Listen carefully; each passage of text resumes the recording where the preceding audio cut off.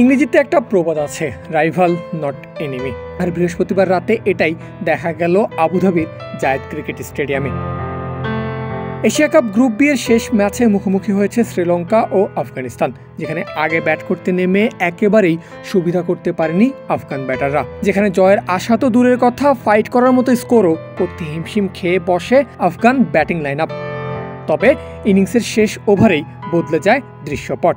দুনিত ওয়াল্লালাগে যখন বলে আসেন তখন আফগানদের রান 137। এরপর যা হয়েছে তাকে এক কথায় দ্য মোহাম্মদ নবী ব্যাটিং শোয়ে বলা যায়। টানা 5 বলে 5 ছক্কা। শেষ ওভার থেকে নবী তুলে নিয়েছেন মোট 32 রান। তাতেই আফগানদের নড়বড়ে সংগ্রহ গিয়ে দাঁড়ায় 169-এ। যে রান ডিফেন্ড করার জন্য যথেষ্ট শক্তিশালী বোলিং লাইন আপ আছে আফগানিস্তানের। অন্যদিকে এমন একটা ওভারের পর ওয়াল্লালাগের বোলিং ফিগার দাঁড়ায় 4 ওভার শেষে 49 রান। করুণাহীন ব্যাটিং তাণ্ডব চালিয়ে নবী যেন ভিলেনই বনে গেলেন লঙ্কান তরুণ অলরাউন্ডারের কাছে।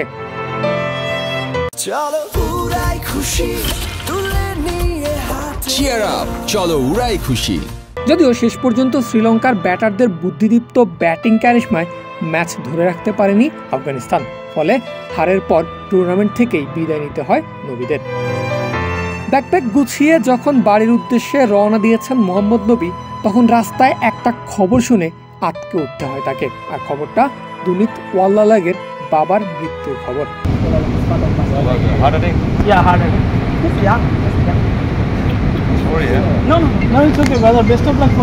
যে নবী মাঠে নির্দয়ভাবে পিটিয়েছেন ওয়াল্লালাগেকে, বাবার মৃত্যুর পর সেই নবীরই দুঃখ প্রকাশ করার ভিডিও সবার আগে আসলো মিডিয়াতে।